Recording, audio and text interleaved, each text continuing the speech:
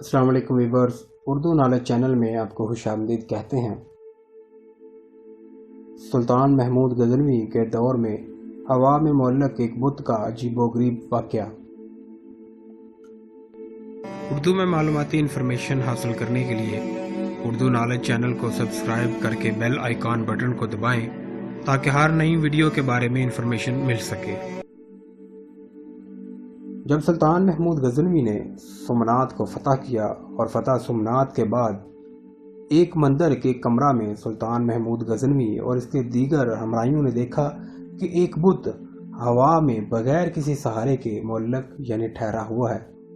سلطان محمود غزنوی اور تمام ہمراہی دیکھ کر پریشان ہو گئے۔ اس کمرہ کی تمام دیواریں اور چھت سیاہ رنگ کی تھی اور بت لوہے کا بنا ہوا تھا۔ سلطان محمود غزنوی نے اپنے علماء سے اس کے بارے میں تحقیق کرنے کا حکم دیا۔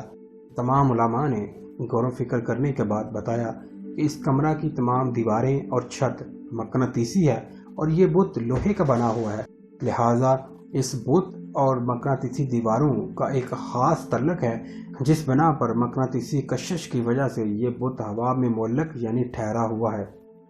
بعض تاریخی کتب میں یہ بھی درج ہے کہ جب سلطان محمود غزنوی نے فتح سومنات کے بعد پجاریوں سے اس بت کے راز کے متعلق پوچھا تو ان میں سے ایک پجاری نے انعام کے لالچ میں سلطان محمود غزنوی کو اس بت کے ہوا میں معلق ہونے کا سارا راز بتایا، اور بعض تاریخی کتب میں اس بت کے ہوا میں معلق ہونے اور مقناطیسی دیواروں کی تحقیق البیرونی کی طرف منسوب کی جاتی ہے۔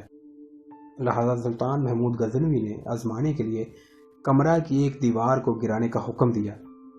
جو ہی سلطان محمود غزنوی کے سپاہیوں نے کمرہ کی ایک دیوار کو گرایا تو بت مقناطیسی دیواروں اور چھت کے ساتھ بیلنس نہ رکھنے کی وجہ سے جس طرف سے دیوار گرائی گئی اسی طرف گر گیا۔ اس طرح اس بت کے ہوا میں معلق ہونے کا راز ظاہر ہو گیا۔